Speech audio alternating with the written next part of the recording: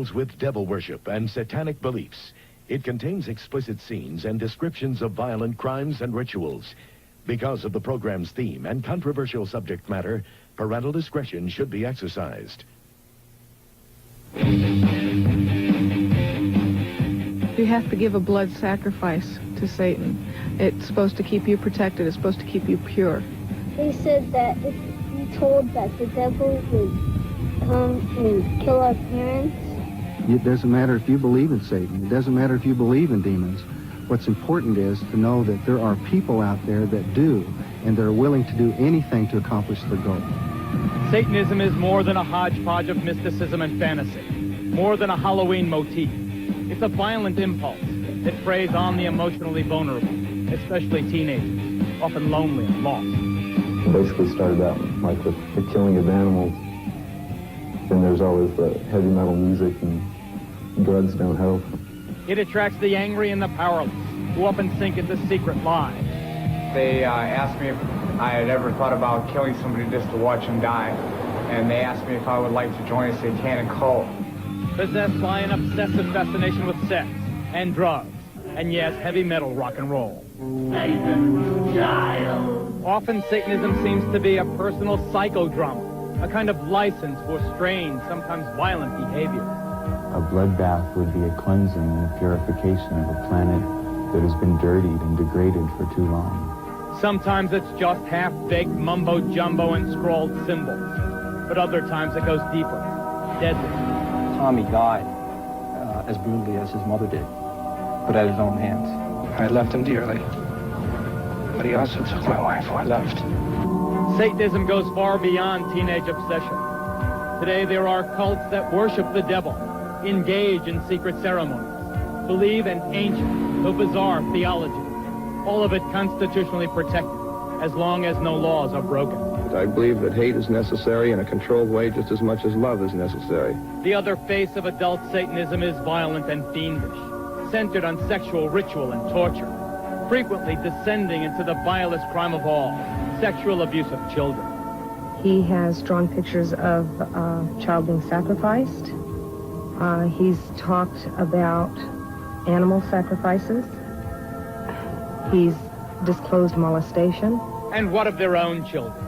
Some are born into satanic cults and grow up as lifelong members. Others are desperate to flee, but dread the penalty of grotesque death. They're going to catch me, it don't matter. I could run and run and run. They're always going to catch me because they're all over.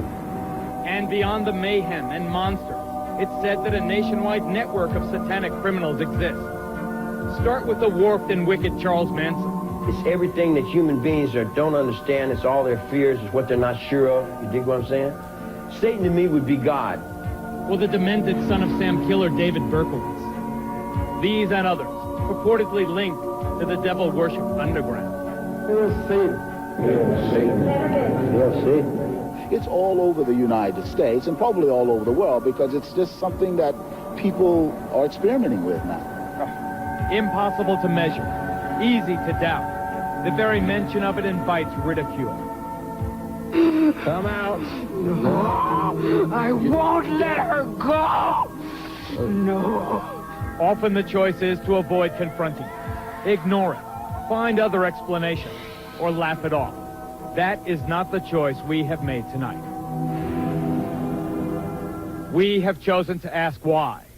Via satellite, we'll be asking the youngest person on Oklahoma's death row, just 17 when he killed in the name of Satan, why he murdered his own parents. And to Southern California, where we will ask the parents of children in the notorious McMartin preschool why they claim their kids were satanically abused. And to London, where rock star Ozzy Osbourne will tell us why he feels he and heavy metal music are getting a bum rap. And to the state penitentiary in Angola, Louisiana, to ask convicted killer Charles Gervais why he thought the devil would award him 10,000 souls. The Investigative News Group presents the Geraldo Rivera Special. Devil Worship. Exposing Satan's underground.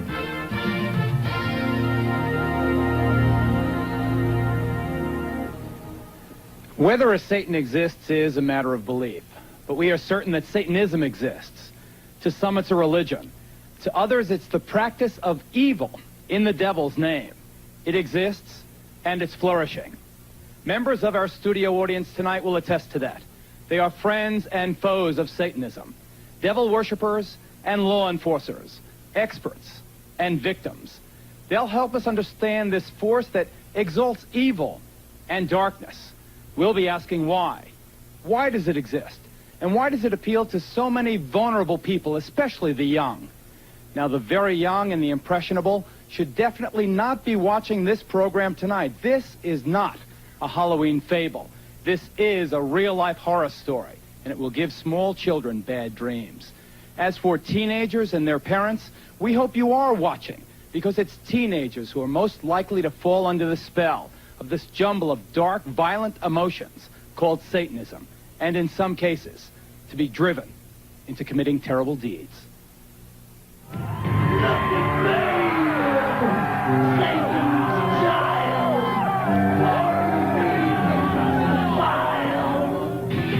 Being into heavy metal doesn't necessarily mean your kid's also into Satanism, and most of these fans are not.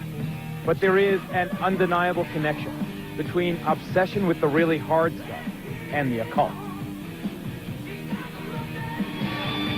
This stone pony from Kansas City is named Spike. The upside down cross is a symbol of Satan. Ozzy is a rock and roll singer, and most acid rock is involved with Satanism. Let him who hath understanding reckon the number of the beast. A heavy metal freak from Louisiana, Joe got himself into self-mutilation in Satan's name. We'd cut our arms and let the blood drip into a cup, and we'd pass it around and drink from the cup, from each other's blood. Kim from Colorado also practiced the gruesome ritual. Violence with blood. We like to see blood, and we used to eat blood and stuff like that. Drinking blood as entertainment is apparently a staple in the acts of heavy metalists like Wasp. My life became centered not only around the marijuana I was smoking and the booze I was drinking, but it became centered around Satan. Although Satanism is more obvious in the lyrics of groups like Megadeth, Slayer, Venom, and Iron Maiden. In St. Petersburg, Florida recently, Satanic symbols filled the air at this concert by Danish-born King Diamond. How much can you influence kids? I think people are too clever to be influenced by watching a band or listening to an album to go out and do the same. Because if they were that easy to influence, watching the news, you get the real thing. And everybody knows that right into your living room. Personally, I am a Satanist, a practicing Satanist. But we never tried to preach that religion to anybody. Bull. An avowed Satanist, Diamond's protest that he's not preaching is belied by lyrics laced with references to death, graves, and evil. Of course, to some, it's just rock and roll rebellion. Satan has nothing to do with this kind of a concert. It's just an outlet to have a good time. Parents think, oh, Satanism, their kids. It's killing their kids. It's not killing their kids. The parents are screwing up in the beginning. We're the next generation. United!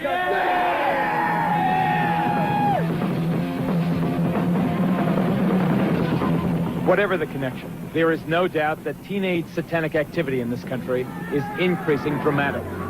In Bayou country in southwest Louisiana, one persistent problem has been grave robbing.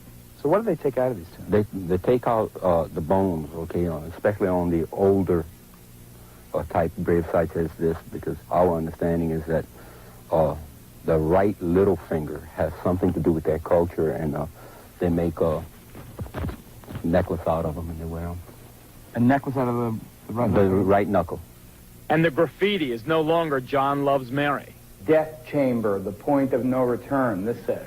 As you walk into the main vault, it's a devil's pentagram, 666, the sign of the devil. Over here, a bloody skull and crossbones. In Maine, a dozen churches were defaced with satanic symbols. In California, New Jersey, Alabama, and elsewhere, police have found inverted crosses and the remains of mutilated animals. But by far the most frightening of all are the reports of teenagers killing other kids in Satan's name. Item, Douglas County, Georgia. I'm sorry for you, young lady, and I sentence you to a term of life in prison. I'm sorry for you, and I wish you good luck.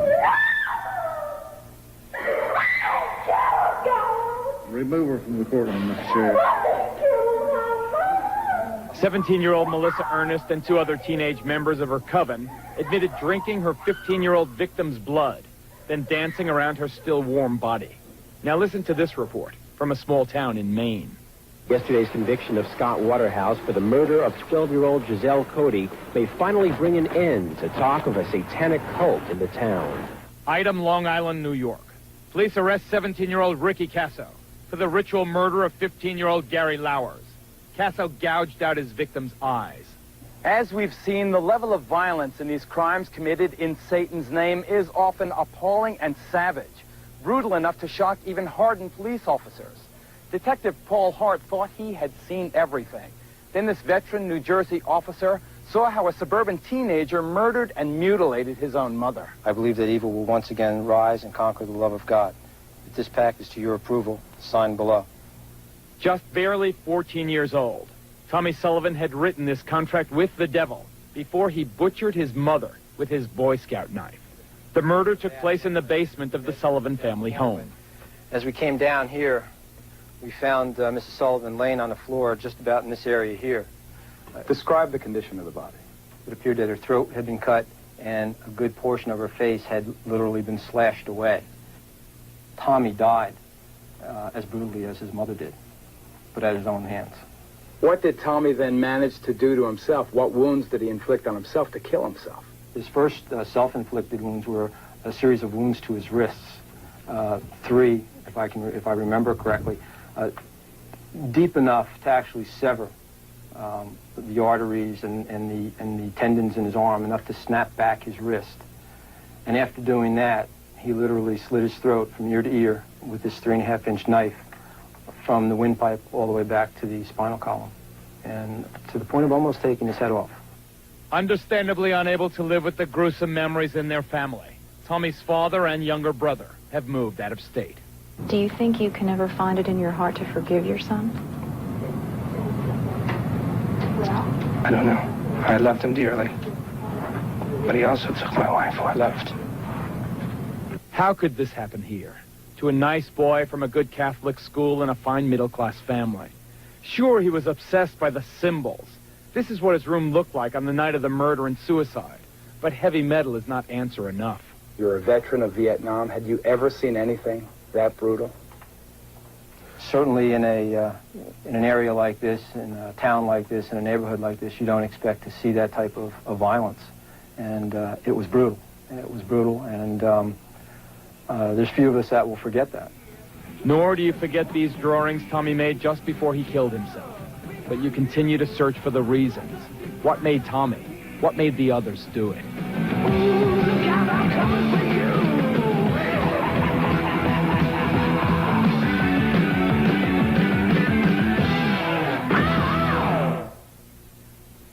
As reporters investigating this story for months, we have a good idea of what's going on in this country. Our big question tonight is why. This is Detective Sergeant Paul Hart. Yes, stand up, Paul. He's the man, the cop who investigated the Tommy Sullivan tragedy. I've never heard of wounds that ferocious, and the pictures are even more appalling. Pictures that we did not show here. Do you think, you're not a theologian, you're a cop, do you think that Tommy was possessed? I think that possession is a state of mind, and it would have been a hell of an interview with Tommy had we located him. Certainly, like I had said before, his death was as violent as his mother's. Father LeBar, you investigate these cases for the Catholic Church. Is it the Church's position that demonic possession is possible? It certainly is. There have been many cases down through the centuries, many in our own decade, for example, of where the devil has actually possessed people and caused them to do many strange things. So you believe it's possible? I believe not only is it possible, it is a reality in some very select amount of cases. Let's go to London for a quick exchange with Ozzy Osbourne. Ozzy, I'm glad you're on the program. I'll interview you in greater detail in a couple of minutes. The one thing I have to ask you now, though, is, of course, the vast majority of your fans and the fans of heavy metal music are not Satanists. But there is no doubt, at least not in our reporting, that that heavy metal music plays a role. Every single kid whose case we know about, who committed a violent act in Satan's name, was also into heavy metal music. What's your response to that, Ozzy? Well, I don't really know. All I do is make music. You know, I don't sit down and purposely plan to freak everybody out. I mean, I always have played heavy metal music. I suppose when I was younger and I started writing songs, my world was kind of dark and dingy. You know, I came from a working class family who had nothing, no dough, no prospect of ever having much money, and so that's how I saw the world as a child. And so. Well, not all my songs are about Satanism. Of course not. In fact, if you... Stand by, Ozzy, because I want to get to Sean Sellers, who's the youngest kid ever to go on death row in Oklahoma. Sean is a kid who murdered his mother, murdered his stepfather, murdered a convenience store clerk. What did Satanism have to do with it, Sean? What did Satan, do you feel, have to do with, first, your murder of that convenience store clerk? Satanism was... Well, the murder was because it was how do I say this so that you can understand it? It was a sacrifice to prove allegiance to Satan, to prove my hatred towards society and everything. Well, hatred towards society is one thing, Sean, but how does Satan make you commit murder? Yeah, but Geraldo, Sean, in that particular situation, Sean Sellers... This is Tom Wedge, an expert in Satanism, who is with Sean in the Oklahoma State Penitentiary. Yeah, right. Go ahead, quickly. Sean had broken every one of the 10 commandments except thou shalt not commit murder. And after he worshipped before the altar and asked for powers from Satan, he went out to do this. Technically, it was a human sacrifice. Okay, I got to move on. You guys stand by. We'll get back to you. Stay with us, ladies and gentlemen. We're going to get into the mind of another all-American boy who came under the influence of Satanism and took part in a crime without passion or motive. He and his pals beat another classmate to death. We'll be right back.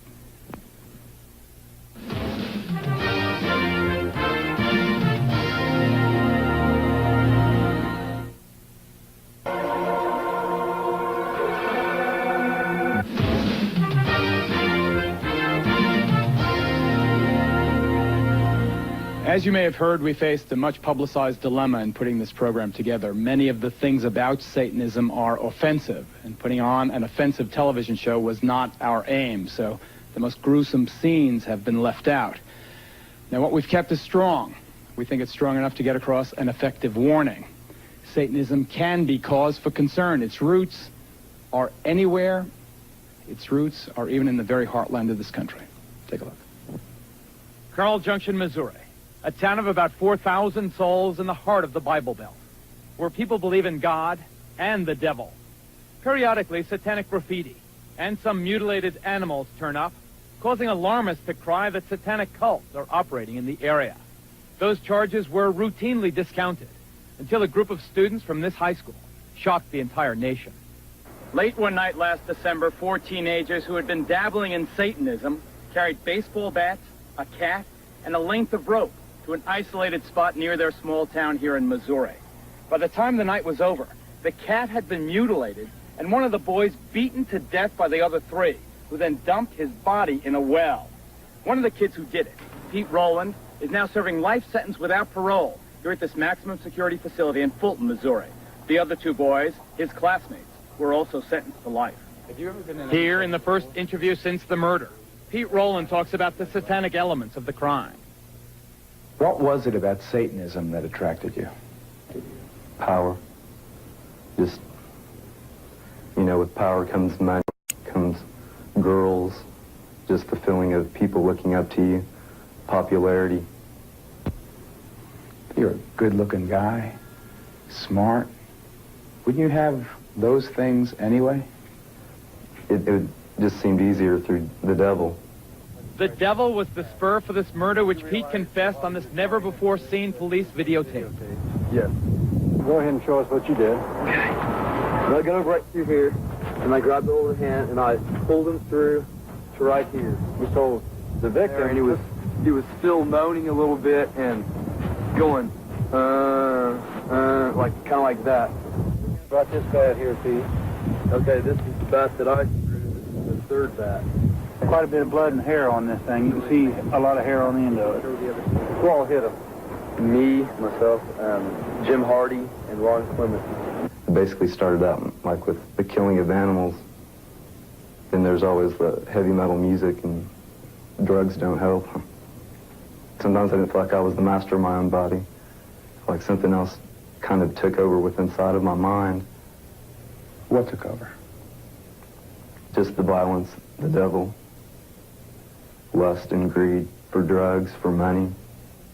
Pete gradually withdrew from family life. That is probably one of the main things I noticed. He even got to where he avoided eating meals with us. He listened to the music, heavy metal music, every opportunity. Another example of the link between heavy metal and teenage satanic crime. Describe what this music did to you. It's kind of like in the way of when we killed animals, it was just like, it would just things would go through my mind, and I could see the thoughts, I could see me hurting someone, torturing people, and just along with the words too. Some of it was just all hail Satan and ripping apart, severing flesh, gouging eyes, things like that, And after you listen to this, 3 or 4 hours a day, every day for, years or months, and it can get to you. Why did you choose this guy as your victim? Why Steve? Just because he was a human. Just because we could deceive him easy. The boy deceived was 19-year-old Stephen Newberry, who then took the first of some 70 blows as his classmates swung their baseball bats. I kind of looked down and I heard a pop, and I knew what it was. And I looked up, and Steve's eyes were real big, And he just said, why me? Why me? And he just looked like he was really sad. And someone said, because it's fun, Steve. And then we just all just like vultures, I mean, we just went in. It happened, You hit him? Yes. In the head? Yes. How many times? A lot. And I look at my hands sometimes and I think, are these the hands that killed him? And I mean, I know they are, but it just doesn't seem like it, I don't want to, I would never want to kill anybody again.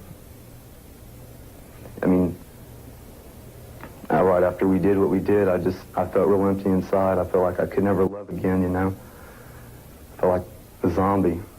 The devil double-crossed you? Yes. It just leads to your own destruction. How do you know that now? Look where I'm at, look at my sentence. I mean, I'm in jail with life without parole. I feel very guilty that I didn't pay attention, that I didn't. There were some things that I saw that I feel like I should have paid attention to. I saw the album covers, and they're hideous. I just assumed that if they sell it, it's got to be okay. I saw satanic symbols on his bookwork, and I had spoken to him about it. Didn't mean anything, I assumed it was a passing phase. I had my things when I was that age. I assumed that he had his. I assumed wrong.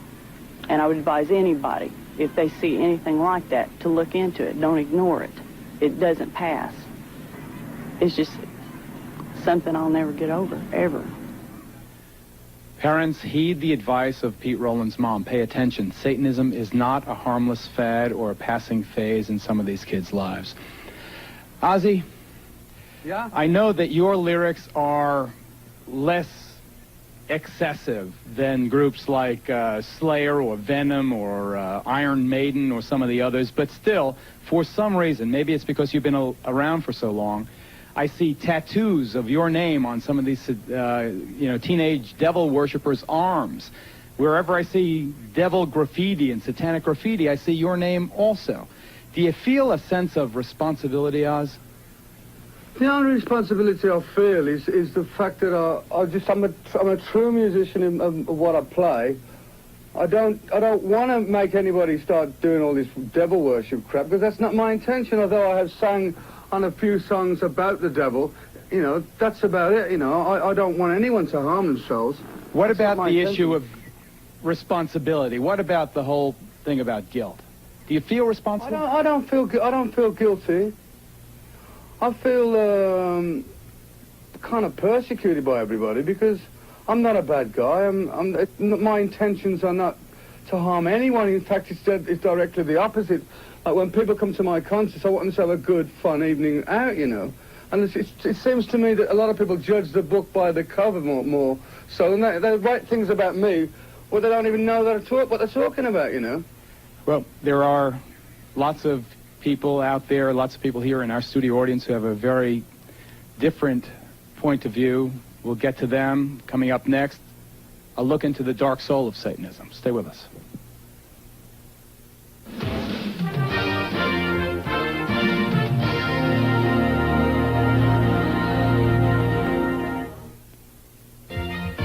Satan means whatever I'm looking at, whatever I want it to mean. It's on my forehead. It's me if I can get up on that highway. If it's me trying to save my air, my water, my trees, my wildlife. It's me on that cameraman. The Geraldo Rivera special, Devil Worship, will continue.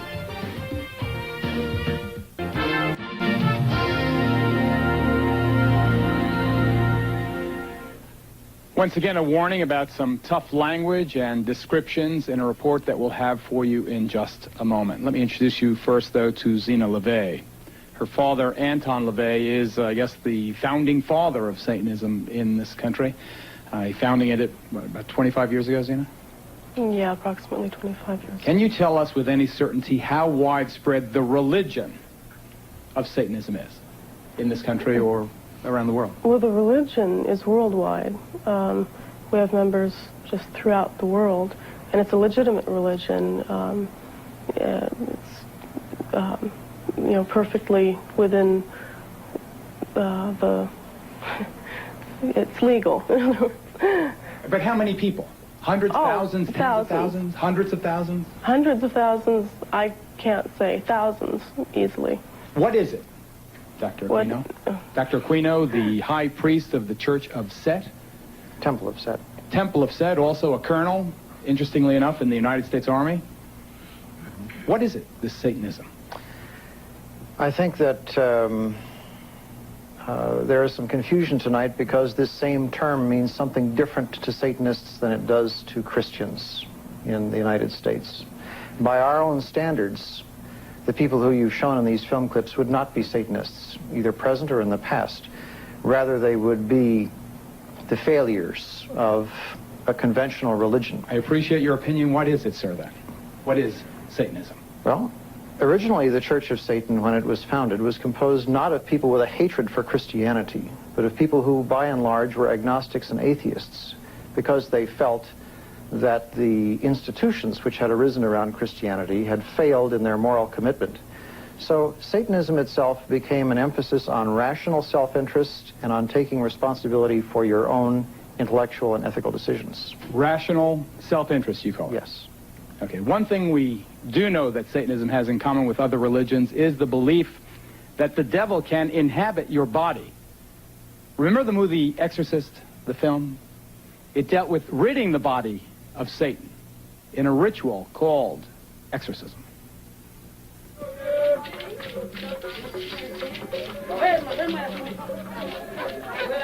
As we discovered in the heart of the Haitian section of Brooklyn, New York, exorcism is more than just a scene in a movie. It's a common aspect of some people's religious beliefs. Operating out of the back room of this religious curio shop, a voodoo priest regularly performs exorcisms.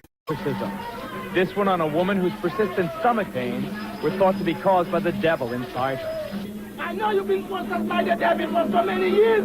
He been bother you. Just today you come to me, and I'm going to let them know he cannot bother you again. With the help of several assistants, and accompanied by throbbing traditional music, the priest's incantations built to a crescendo.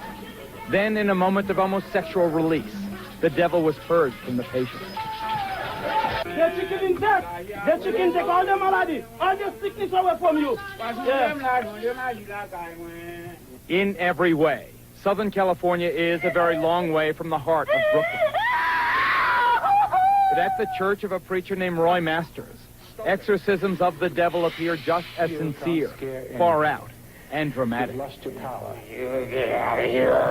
With a background in show business rather than theology, Masters claims the members of his congregation react so profoundly to the laying on of the cross because they feel and fear themselves possessed by the devil. Come out. No, I won't let her go. No. Devil worship is as old as religion itself. It's the grim alternative, the flip side of life. Evil over good, dark over light, Satan over God himself. Come forth and bestow these blessings of hell upon us. Forced underground by the religious hysteria of the Middle Ages, Satanism was resurrected, first by an Englishman named Aleister Crowley in the early 20th century. It entered its modern era in this country just about 25 years ago, under the theatrical guidance of Anton LaVey, California-based high priest of present-day devil worship. LaVey founded the Church of Satan.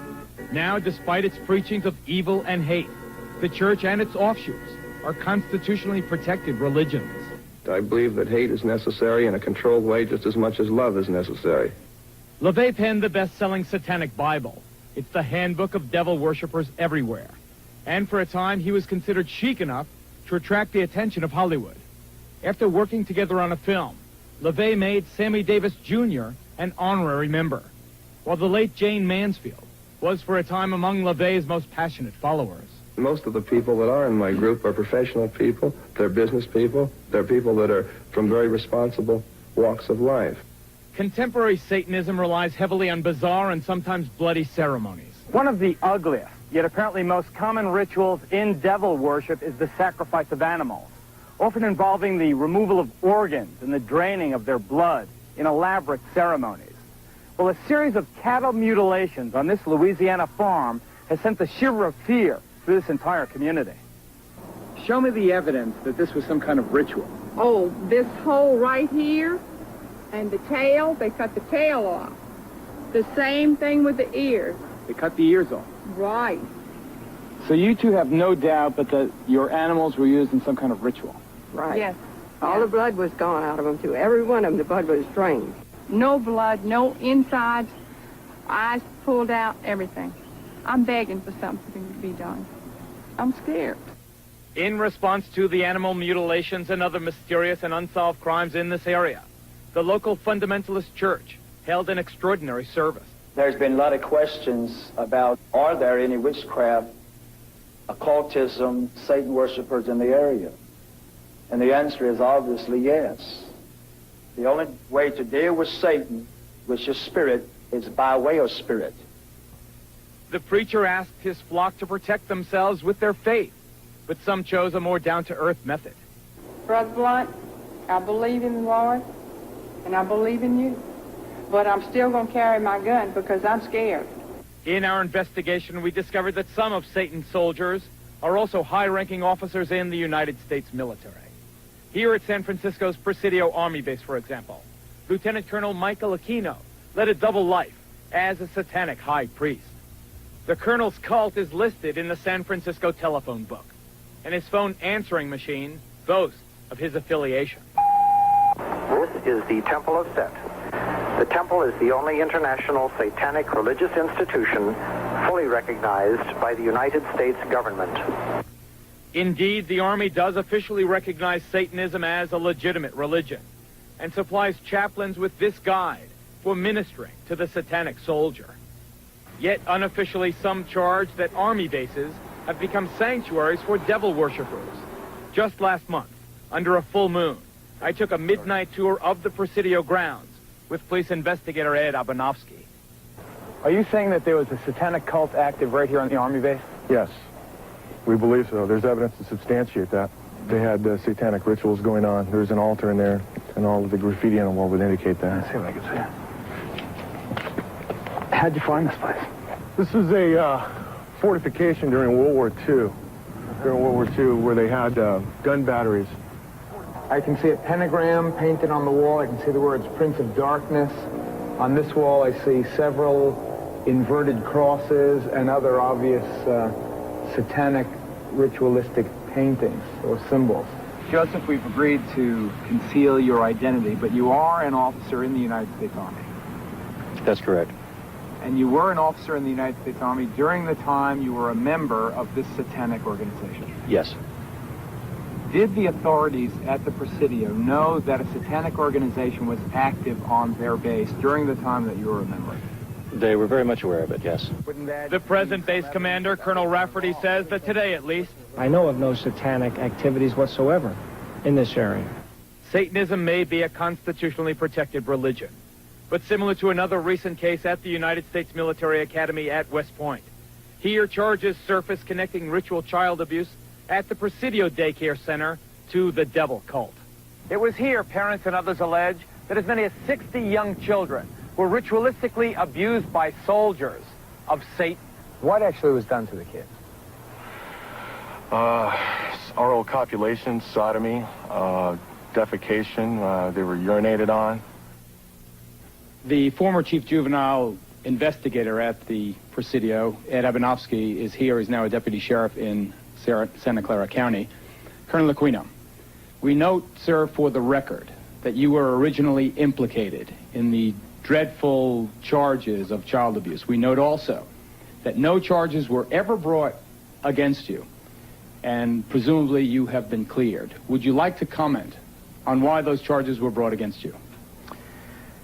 Well, the entire time that the so-called child molestation scandal was occurring at the Presidio, the time period when these terrible events were supposedly taking place, I was assigned to the National Defense University in Washington, D.C., and my wife was out there living with me. But is it not a fact that a 3.5-year-old girl identified you as the alleged perpetrator of molestation? No, as a matter of fact, it is not the case.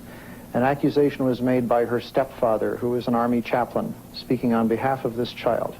In her original interview with the FBI, she denied ever being molested. Well, I've seen you are innocent until proven guilty. You were never charged in this case. I don't want to belabor the point. I have seen, however, the affidavits for the search warrant of your home, and they indicate the child is speaking to the authorities, not her father.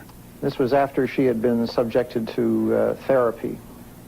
Let's say you are innocent of that. You are no longer at the Presidio. You are now in St. Louis, but you are still a serving officer or colonel in the United States Army. Do you feel it is inconsistent with a high-ranking officer pledged, sworn, to uphold the Constitution of the United States that you are also a practicing Satanist? Not in the least. The Army has known of my religion for the last 20 years. There has never been a problem with it, any more than there's a problem with other members of minority religions. But let me read from the Satanic Bible. Quote, this is the number one, commandment. Death to the weakling, wealth to the strong. How can you believe this and still uphold the Constitution of the United States? Death to the weakling? Well, for one thing, what you're looking at there is a highly polemical book that was never meant to be taken literally in all of its commandments. Father. Yes, and I'm aware of that, and I'm also saying that members of the Church of Satan understood that much of this book was in the form of a polemic. It was a statement that was dramatically made, but was not intended to be taken literally in all its respects. So we should not take this book literally? Correct. This is Dr. Walter Grote, would you stand, sir? Whose daughter was allegedly abused at West Point, the United States Military Academy. You were a captain in the United States Army. Aside from what allegedly happened to your daughter, which I know you allege was part of a satanic cult, and having nothing to do with this man, I state again for the record, what is your feeling, sir, on the fact that a serving officer in the United States Army is also a professed Satanist, a high-ranking person? Well, I think in this election year, we've heard a lot about values, Geraldo. We've heard a lot that our little children should be saying the Pledge of Allegiance to the flag. Mr. Aquino has identified himself as an antichrist. He preaches that as the leader of the Temple Set. I don't think I'm misquoting him. I find it inconceivable that we can have candidates talking about one nation under God and having our children say that, yet by the same token, we can have somebody in our army as a colonel leading our troops in battle who are opposed to the very concept of God and whose whole purpose it is to fight against God. We have to take a break right here. Next, more on the connection between Satanism and violence, including more charges of the sexual abuse of children. If you have let your kids watch up until now, we urge you, ladies and gentlemen, we are not kidding. Get them away from the TV during our next report. We'll be right back.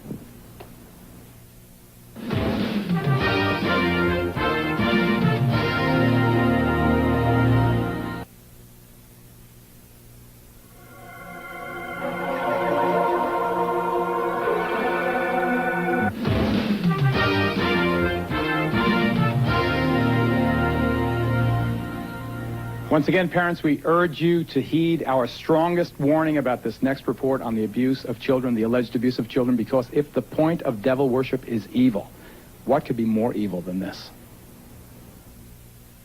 That's the baby right there. Right here? Uh-huh, it came out of her already. What'd they do to the baby?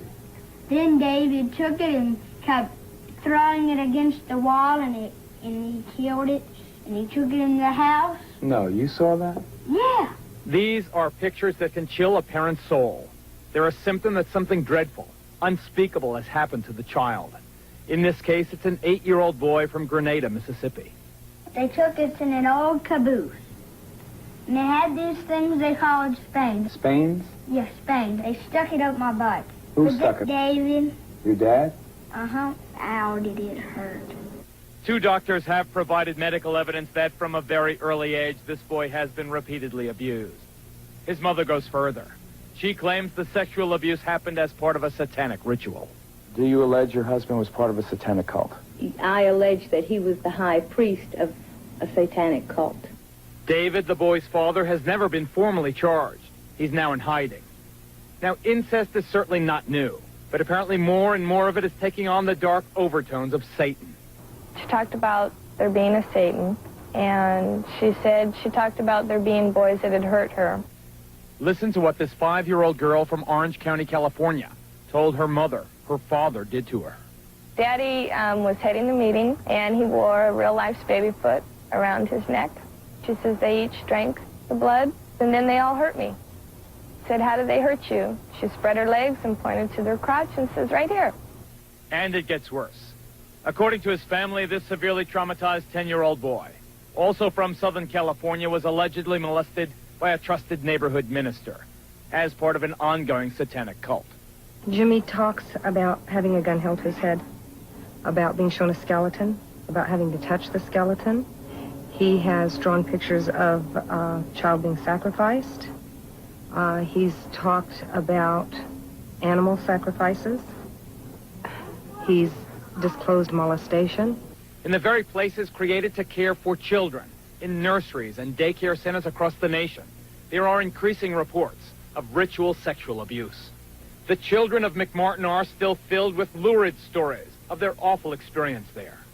What did they say the devil would do to you? They said that if we told that the devil would come and kill our parents, and he said that we wouldn't live to be the age 9. What were they doing to you? Molesting me. What does that mean? What does molesting you mean? Touching us in places we don't want.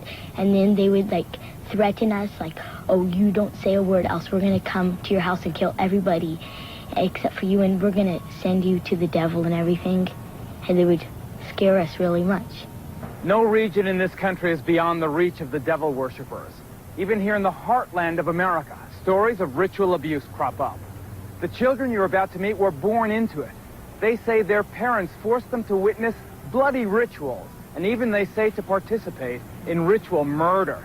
Now in the safe haven of a concerned foster family, the children are haunted by their personal nightmares. My dad was involved in a lot of it. Okay, he's like one of the main guys. He's a leader or something. He made us have sex with him and with other guys, and he's done it with other people. I don't know. I just don't like him. Tell us what else besides having sex with him and the other guys that made you do. kill kids and be there and involved in everything else that happened. And I had to be there. And if I didn't, he threatened, you know, like, you're going to be killed, or people aren't going to believe you if you tell anybody. Or I'll find you, you know. So he said there's no way out and you must do it. We found out she had been defecated on, that it was smeared all over her body and put in her mouth. My children have talked about all of those things and worse. They've talked about having to kill other children. Well, she told me about the time from as we think was about a year and a half, 2 years old, when this was the Satanic cult that she was involved with. And she was made to take a gun and put it up to someone's head. It was another child, and pull the trigger. One of the greatest difficulties in reporting a story like this one is that so much of it sounds so outrageous, too dreadful, too bizarre to be true. Well, here in Nebraska and elsewhere across this nation, concerned citizens have gotten together to defeat that disbelief. This organization is called Believe the Children. Its guiding principle, that the stories these young victims are telling are too widespread, too consistent not to be true. The stories are so outrageous, and I am such an honest person, I assumed everybody would believe me. And to this day, I'll get in the middle of a story and I'll think, they're going to think I'm crazy. This sounds crazy. But when you begin to hear this same thing time and again, different stories, but the same horrible underlying things, the same behaviors in the kids, I just want to scream. I'm a stranger. I come up to you and you tell me this story and I say, I don't believe you. How do you react? What do you do? I just say, well, that's your right not to believe it.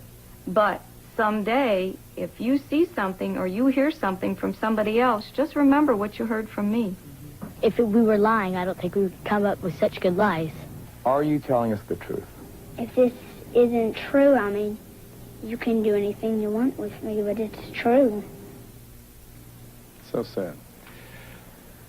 Let's go now to the McMartin preschool parents who have gathered for us in Los Angeles. You recall that case, notorious case. I must state for the record, however, that the charges against most of the defendants have been dropped.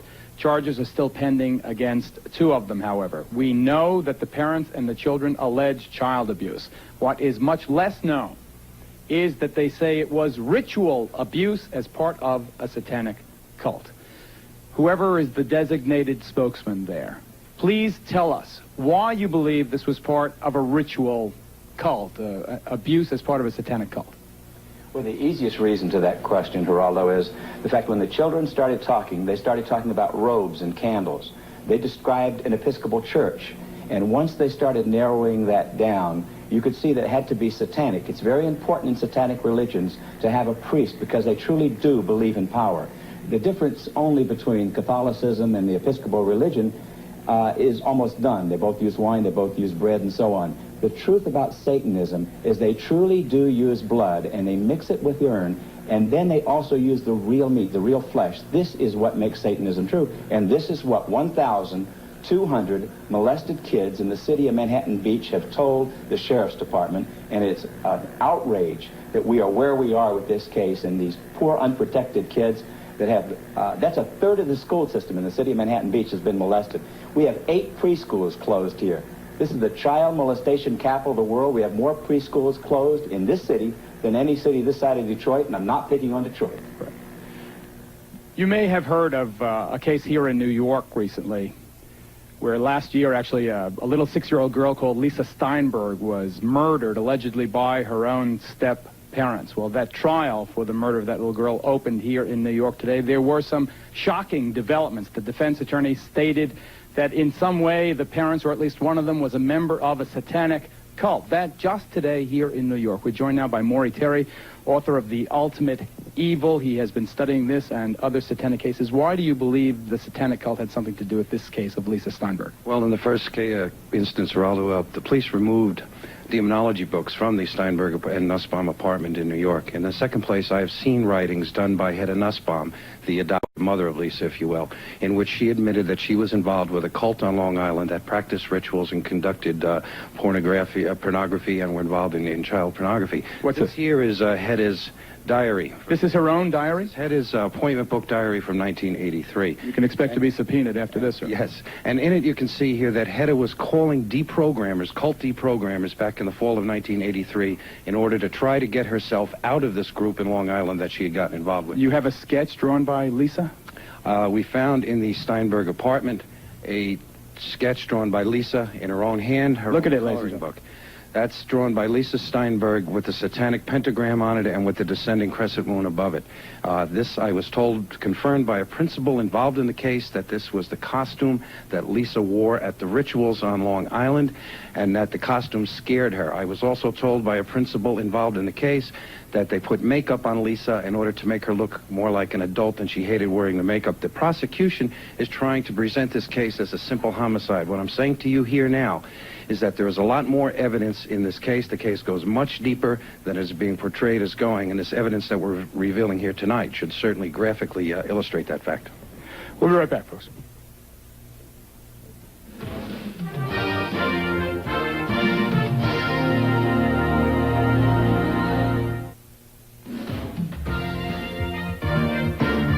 Berkowitz, Lucas, Ramirez, and Manson are the all-stars in the halls of infamy. But the vast majority of these ritual murders are not the work of the celebrated psychopaths. There are literally hundreds of cases most of us have never heard of. The Geraldo Rivera special, Devil Worship, will continue. Reminder, this program deals with devil worship and satanic beliefs. It contains explicit scenes and descriptions of violent crimes and rituals. Because of the program's theme and controversial subject matter, parental discretion should be exercised. The Geraldo Rivera special, Devil Worship. Exposing Satan's underground continues. Welcome back. The subject is Satanism, and I've been asked repeatedly where the idea to do it came from. Well, it goes back to someone that I interviewed for our special last spring on murder and the frightening fascination verging on adoration that so many people felt for this person. A murderer who would have us believe that he is the incarnation of the devil. Here's Charles Manson. Okay, I killed everybody since day one. I've murdered them all. I'm God and I've killed everybody. Or the devil. Oh, the devil, yeah, you could use the word devil or demons or whatever you want to call it. Mostly the devil in your world, eh? Well, okay, I'll play. There's no game I can't play. There's no game I haven't played. You are the devil. Yeah. Okay, I'll be the devil then. Along with Hitler, cult leader Charles Manson is today's top satanic celebrity. Yeah, I chopped up 9 hogs, and I'm going to chop up some more, you I'm going to kill you as many as I can. I'm going to pile you up to the sky. Responsible for at least 9 ritual murders, Manson is revered by many modern-day devil worshippers who have adopted his philosophy of the mass extermination of those they consider unfit to live. We would like to see most of the human race killed off because it is unworthy. It is unworthy of the gift of life. Nicholas Schreck visited Charlie at San Quentin, keeps a picture of his hero on his apartment wall, and displays a lock of Manson's hair as if it were a sacred relic. A bloodbath would be a cleansing and a purification of a planet that has been dirtied and degraded for too long. David Berkowitz, the son of Sam, was also a Satanist, the serial killer who terrorized New York while murdering 5 young women and seriously wounding at least 6 others. Berkowitz was deeply involved in bizarre rituals. So was Henry Lee Lucas, who told police he murdered his girlfriend, his mother, and others across the country, all for a satanic cult. Why do they want to kill people? He's supposed to be for the reincarnation of the devil. And when a series of ritualistic rapes and murders hit Southern California, it should have come as no surprise that Richard Ramirez, the alleged Night Stalker, worshipped the devil. Hail Satan. Hail Satan. Hail Satan. Hail a belief system that exalts sadistic murder, torture, ritualistic suicide, and racial purity. This has historically been a sacred day, a day of purification, a day of hell and fury. We mourn not its victims, we honor its victors. In closing, I would remind those here that murder is the predator's prerogative, and there is no murder without blood. Berkowitz, Lucas, Ramirez, and Manson are the all-stars in the halls of infamy. But the vast majority of these ritual murders are not the work of the celebrated psychopaths. There are literally hundreds of cases most of us have never heard of. Like this satanic murder in Denver, Colorado, where the victim was handcuffed, chained, and slaughtered.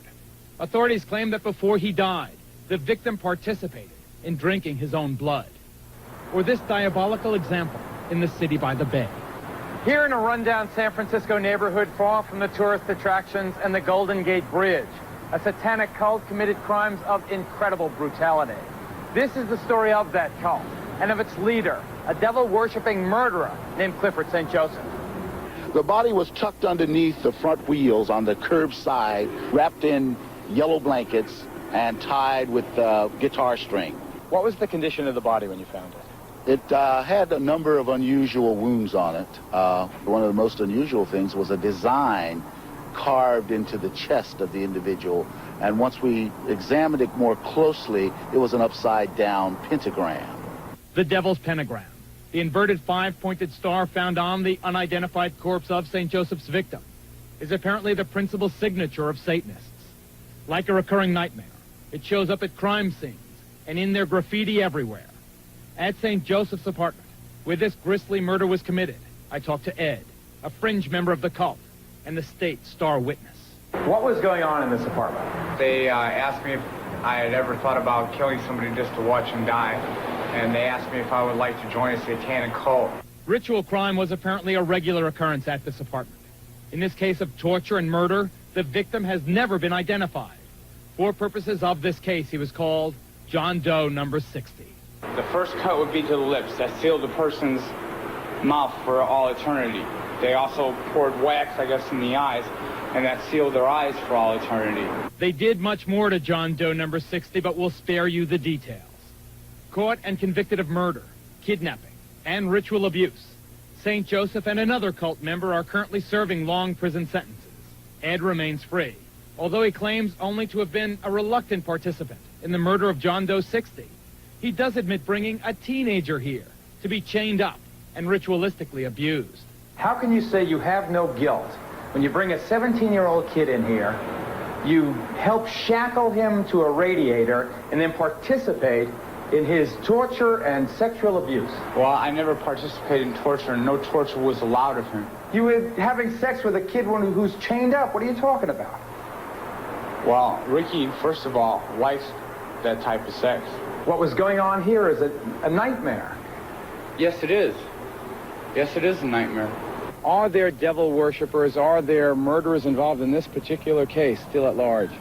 In this particular case, yes. We do know we have one person identified, other man identified who was present during this particular homicide. Do you think that this ritualistic stuff is spreading? It's all over the United States and probably all over the world because it's just something that people are experimenting with now. Satan means whatever I'm looking at, whatever I want it to mean. It's on my forehead. It's me if I can get up on that highway. It's everything that human beings don't understand. It's all their fears. It's what they're not sure of. You dig what I'm saying? Satan to me would be God. That man is so repugnant. All of these satanic murderers are. The acts that they have been convicted of committing are so horrible that the question could fairly be raised again, why are we doing this broadcast? We are doing it, ladies and gentlemen, because it's our feeling that these cases are too often overlooked, too often underreported. We think that there is a widespread problem here that you deserve, that you need to know about. Joining us right now via satellite, we have another convicted satanic murderer. His name is Charles Gervais. He is currently serving a life sentence in Angola Penitentiary in Louisiana. Mr. Gervais, why, in Satan's name, did you hammer and strangle to death an innocent person? Did you really think, sir, that they were going to give you 10,000 souls, this devil? Well, Raldo, I can't talk about my case. Get to the point about Satanism, Charlie. Okay. There's a lot of confusion in it, and it's mostly people that really don't understand. Listen, what about this 10,000 souls, Buster? That's what I want to know about. Well, that's what I've got into Satanism for. Why? Why? Because it possesses power. Where were you going to get this power? Where were you going to use this power? In hell. In hell. You're going to kill a person on Earth to get the power of 10,000 souls in hell? Are you sick? Nope. Why aren't you condemned to die? Why aren't I? Yeah. Did you use Satanism as a defense? Yes. Ted Gunderson, FBI veteran, former head of the regional office in Los Angeles. Is there a network of these satanic murderers in this country, do you allege? I cannot say that there's a network of satanic murderers. I can say that based on information furnished to me by confidential sources and informants, based on interviews with dozens of survivors from the satanic operations through the years, satanic beliefs, etc., I can say that there is a network of these people across the country who are very active. They have their own rest and relaxation farm. They are in contact with each other. It ties in loosely to the drug operation, ties into motorcycle gangs, and it goes on and on. They have their own people who are specialized in surveillances and photography and in assassinations. After this commercial break, we're going to have the anatomy of a satanic crime, showing you why law enforcement has had such a difficult time coming to grips with the strange, shadowy world of satanic crime. Stay with us.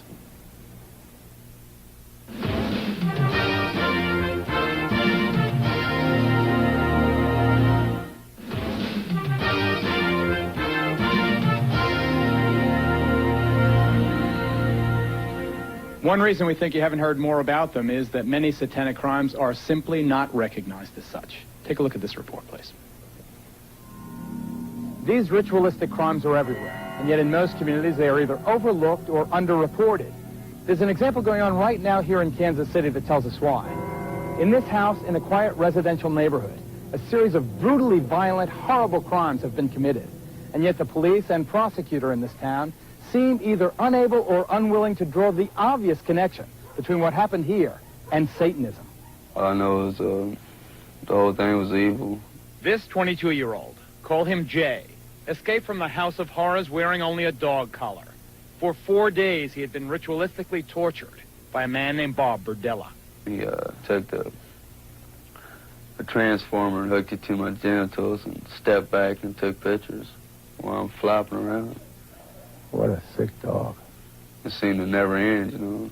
After Jay escaped through a window by burning the ropes that bound him to the bed, the police arrested Burdella. When they searched his home, they found over 250 photographs of young men, including Jay, in the process of being tortured, in some cases fatally. Hidden in the walls of the home, they also found a human skull. He had pictures of guys that he had did things to. Kids tied up and with marks on them and things. Apparently, Burdella would pick up young men, usually hustlers like Joe. Many of them runaways who cluster in Kansas City Strip. I need $25 and you For a small amount of money, these kids go anywhere to do anything with anyone. Unfortunately, some went home with Burdella, whose involvement with devil worship was easily apparent. There was, for example, a satanic symbol on the outside wall of his house. His business card seemed straight from hell, and he ran this macabre shop of horrors, possibly stocking it with his own unique hobby. By agreement with the district attorney, Burdella was allowed to plead to 1 count of murder. He received a life sentence, but many people in this community are outraged that the investigation went no further. Did the police pursue these allegations of satanic involvement? The police department, it's my understanding, called in some people who knew about witchcraft to talk to them about that. That particular aspect of the case basically went nowhere. County legislator Carol Cole disagrees. Why do you think that there is no attention being paid to that ritual aspect of this case? You're in the heart of America, the Bible Belt, and we hate to think that people like that live next door to us. We're turning our backs on, acting like it doesn't happen. We're putting our hands over our eyes as if it didn't occur here, that it was just a murder. This is Detective Lee Orr of the neighboring Kansas City, Kansas Police Department. Do you believe there is a satanic aspect to these horrible crimes? Yes, I'm sure there is, yes. We've also had contact with people that have come out of the occult, Satan worship, who have definitely made statements, and who I've interviewed, that state that Mr. Burdella was involved at a higher level than most in the occult. If these allegations exist, as we merit to you that they do, isn't it reasonable that if you pursued them with vigor, you might find evidence that could pin more of these crimes on this man, that might help solve some of the cases of missing children and missing young adults that you have in this and surrounding communities? There isn't any question that if there are people who have information about him being involved in witchcraft or Satanism, and that information has not been given to us, that we would love to have it because it would be further leads that we could follow. Here perhaps are some leads for investigators to follow. Item. Police reports obtained by us show local authorities have long been aware that devil worshippers were conducting large-scale ceremonies in the Kansas City area. Item. This young man says he was an eyewitness to a sexual orgy at Burdella's house, one with heavy satanic overtones. And item.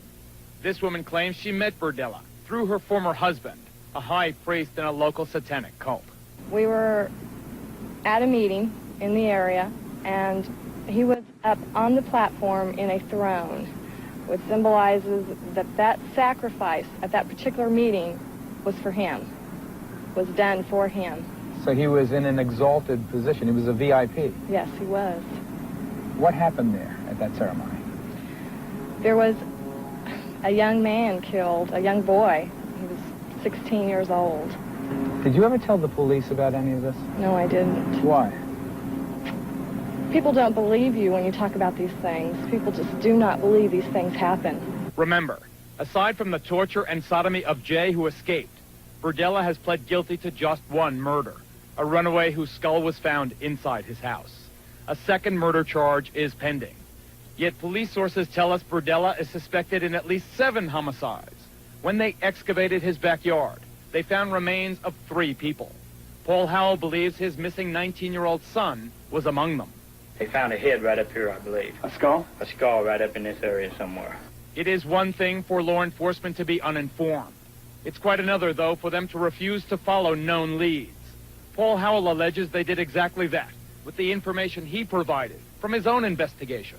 For 3 years, he says, he begged them to investigate Burdella's suspected connection with his boy's disappearance. I dug through his trash and found different things. At one time, I thought it was dog remains.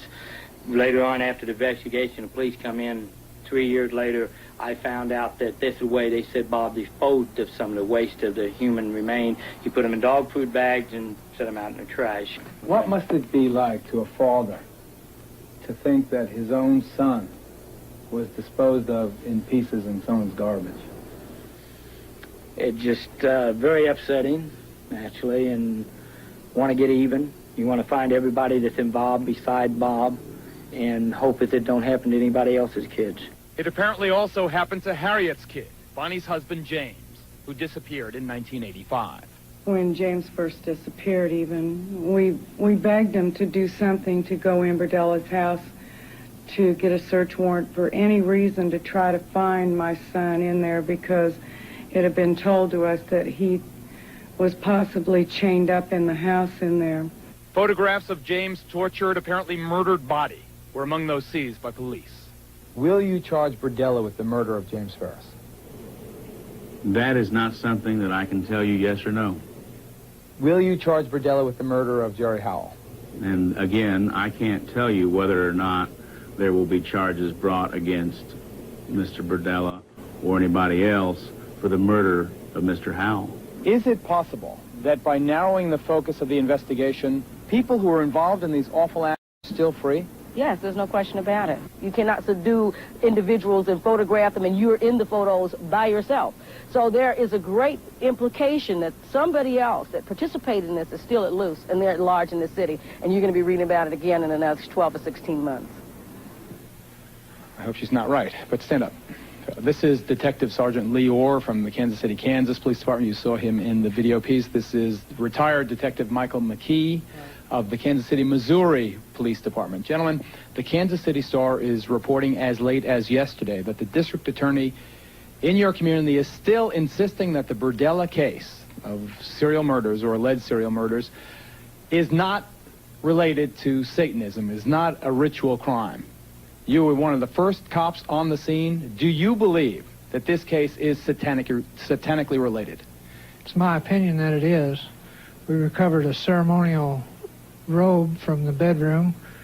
When we excavated the backyard and dug up the skull in the backyard, it was buried with a jar of feathers and had some burnt wood with it.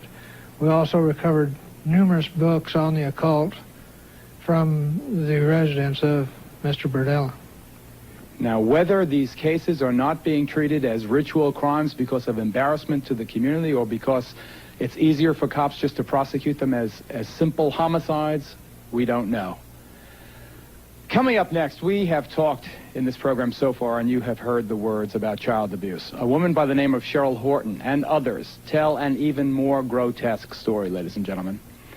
Having babies to be turned over for human sacrifice to Satan. And we'll deal with that when we come back.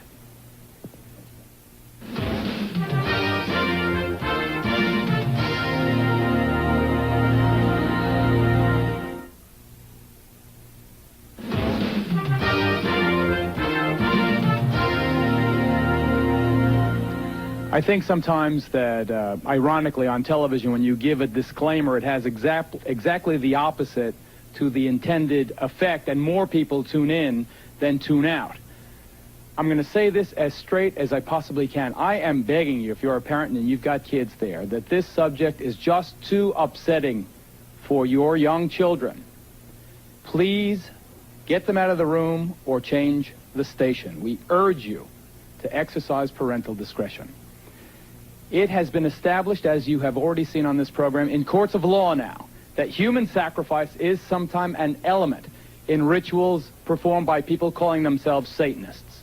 There is no longer any doubt about that, though just how often it actually is done is obviously impossible to know.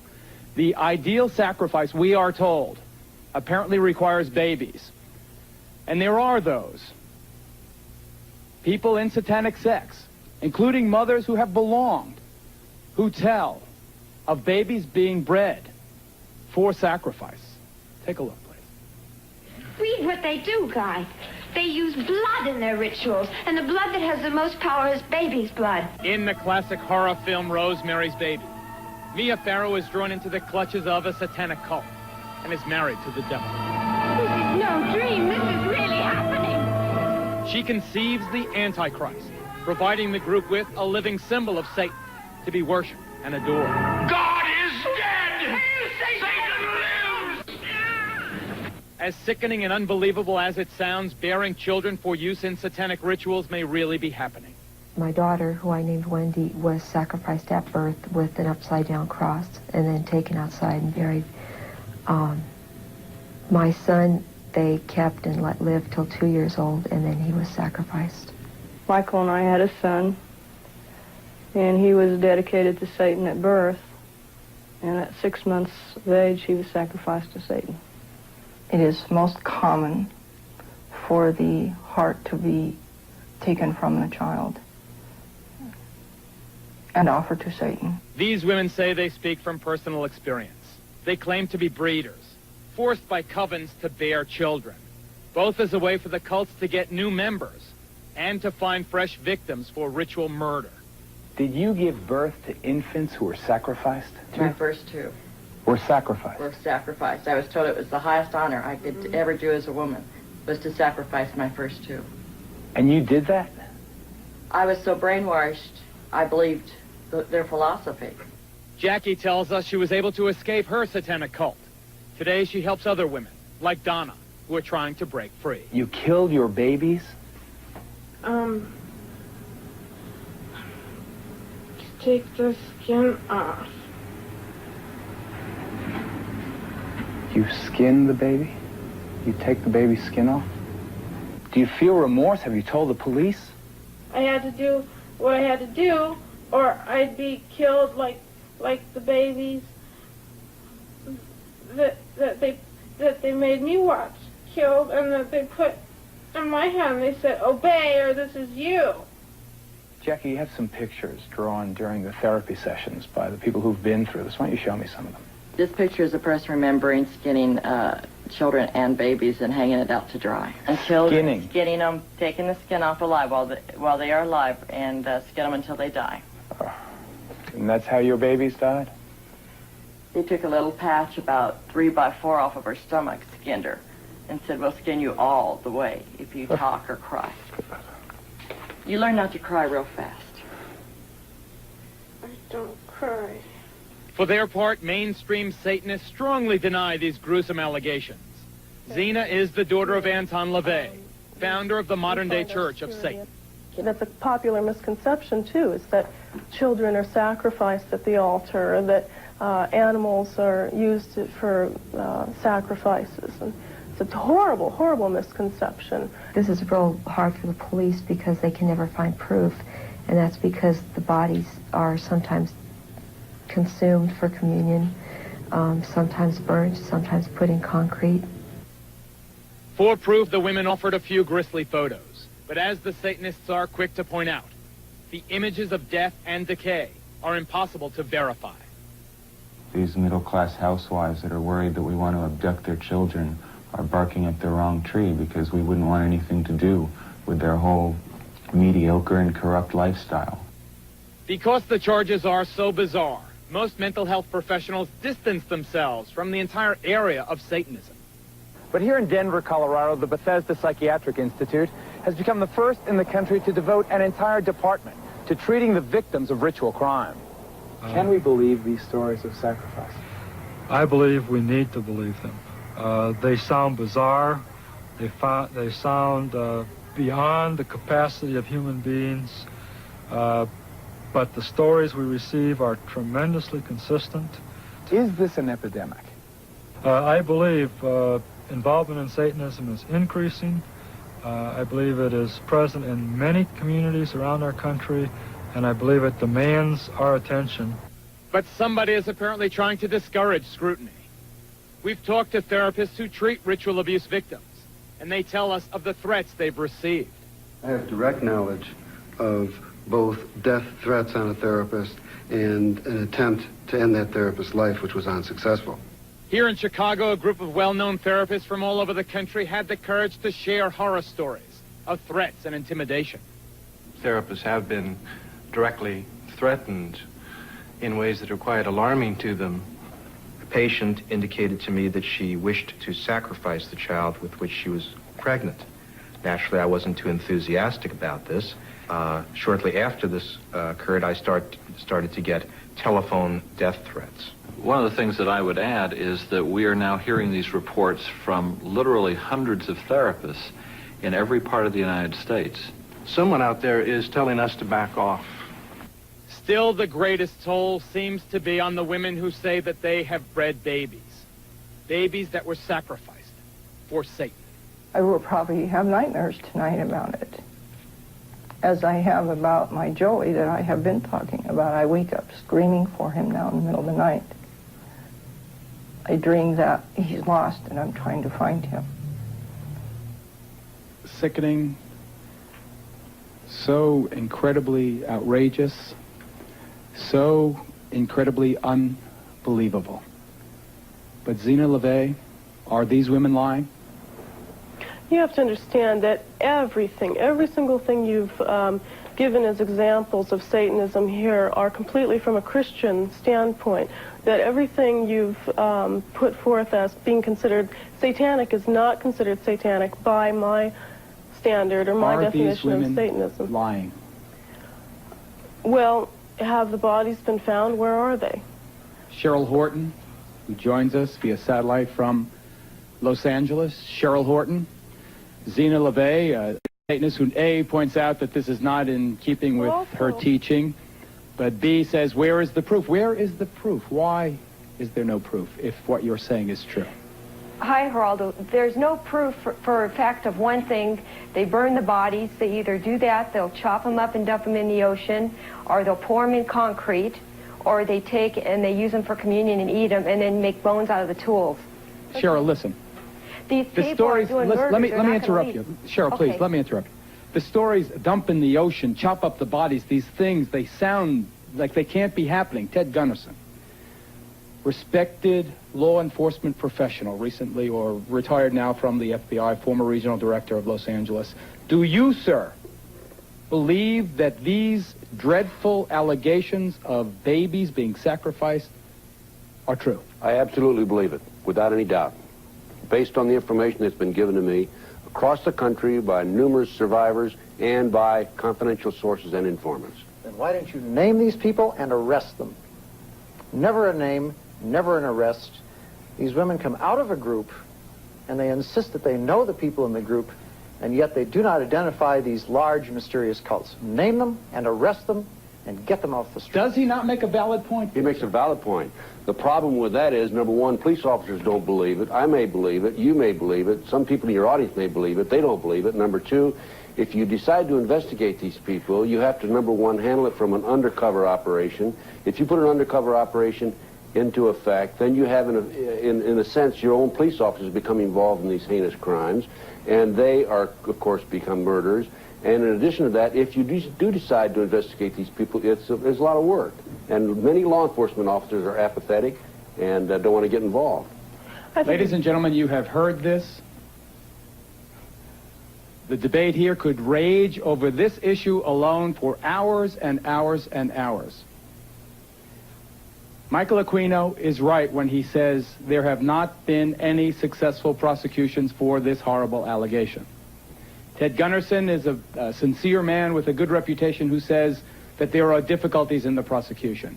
Still, the point is it has never been proven in a court of law.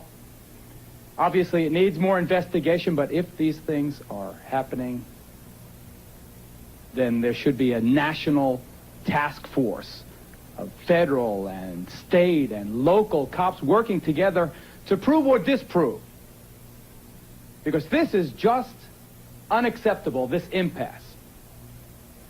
Coming up, we're going to have warning signs you should watch for, parents, and all of our guests will be available for a final discussion about Satanism after this break.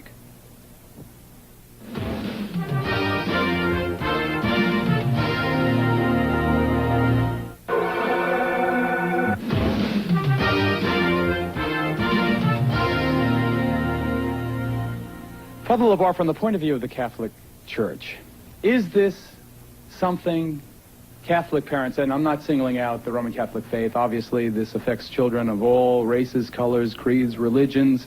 It seems particularly strong, as you've seen over the course of the last 2 hours, to be very strong in the so-called Bible Belt among fundamentalist Christians. But from the point of view of the Roman Catholic Church, is this something for parents to be concerned about? Something very much for parents to be concerned about, because in our Catholic theology, we know the power of the devil. We know the influence that the devil can have directly and indirectly. And whether you want to deny it, as the Church of Satan people want to do, or call it by another name, it doesn't matter. It's the power of evil, the force of evil, and it's that thing which disrupts ordinary human life, which, as we've seen, happening so often. So it is necessary for parents to beware and be Dr. careful. Aquino, is it the force of evil? Does it disrupt? Is it a force for everything negative? Well, if you're talking about Satanism as legitimate Satanists define it, absolutely not. It is ethical, it is above ground, it is positive.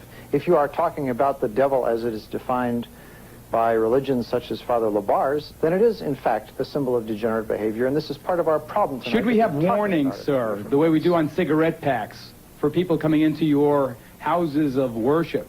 Warning, this sect may be dangerous to your health and the health of the people you know. No, because in the case of the Temple of Set and the Church of Satan, we have not had any problems with criminal behavior. Among and other yet when you things, hear story after story after story of people committing these wretched crimes, these violent crimes in the devil's name? you find one common thread to that. that all these people that you've shown tonight come from a background in which their moral instruction has been from a religious tradition other than ours. It may be Father Labar's, it may be some other mainstream one, but it is not that of Satanism. Sean Sellers, condemned to die by lethal injection because of the murder of your mother, your stepfather, and a convenience store clerk. You've heard the Satanists say that it is not the teaching that is wrong, it is the person that's wrong. Are you using Satanism as a cover for your violence? No, I'm not.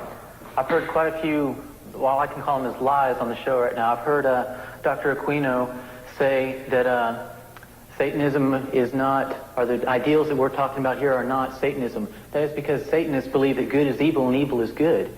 And so, of course, they're not the ideals that he believes in. He believes that evil is good. That is what I believed in. I heard him say that the Satanic Bible is not to be taken literally. But I talked to a 16-year-old boy yesterday who takes the Satanic Bible literally. I've been working with a lot of ministries around the United States trying to get and help people get out of the occult. He takes the Satanic Bible literally. I took it literally. A lot of people are taking the Satanic Bible literally. And I heard Anton LaVey's daughter say that these babies who are being sacrificed, you know, that's not Satanism. Or she wouldn't answer to saying that it was. The fact of the matter is that kids are abducted, teenagers are drawn into the occult, and a lot of them are being used for occult sacrifices. And there's been so much on the show that you've shown so much pain and blood and all this other gore and stuff, but you really haven't shown how to get out of the occult for those who want to get out. There is, let me tell you a story about a friend of mine. Tell it briefly, Sean. Go ahead. Just give me 1.5 minutes. Go ahead. Her name is, well, anyway, she works with the Watch Network in Texas, and she told me that a lady called her and said, my daughter's involved in Satanism and I want her to get out, but I don't want her to become some kind of Jesus freak or anything like that. Sue told her, I'm sorry, I can't help you. A month later, the girl was living with her aunt and uncle because her mother was in an insane asylum and she was threatening to kill her aunt and uncle. What's your point, Sean? She destroyed 3 lives, her mother's, herself, and her aunt and uncle's, because she didn't want her mother didn't want her to become a Jesus freak. I want to tell you right now, there is no other way out of Satanism except through Jesus Christ. Do you believe in the devil to this day? I believe in the devil, but I don't worship the devil. I'm a Christian. I stand up boldly and proudly and proclaim my faith in Jesus. I'm telling you, there is no way out of Satanism except through Christ. Do you feel a sense of frustration that people don't believe you when you talk about what happened to your daughter? Yes, I do.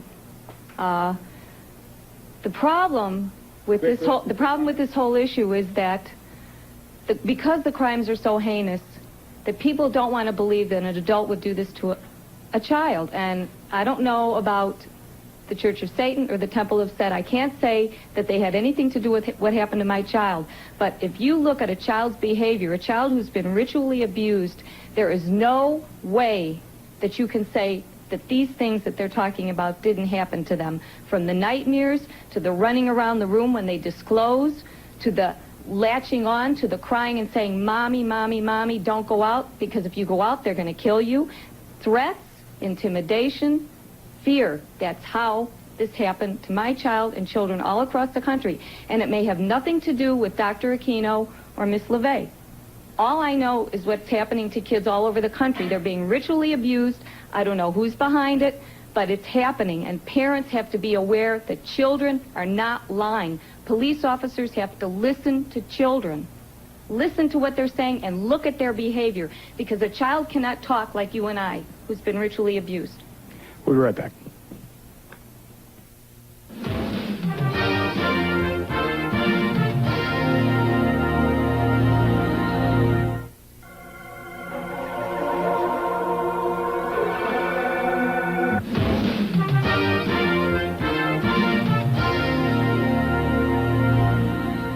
All of us know that life is not safe. Every day we face the possibility of crime and disease and accidents and disasters. So here comes Satanism, which most of us would like to write off as harmless antics by some lunatic fringe. A few years ago maybe, but not now. We have seen that Satanism can be linked to dope and to pornography, child abuse, and to murder. It has led seemingly normal teenagers into monstrous behavior. They preach mysticism. Other people, however, practice evil, and that is why we brought you this report tonight. I'd like to thank all of our guests, especially those we did not have a chance to get to. I'm Geraldo Rivera, ladies and gentlemen. Thank you very much for watching. We'll see you next time. Good night. I wish I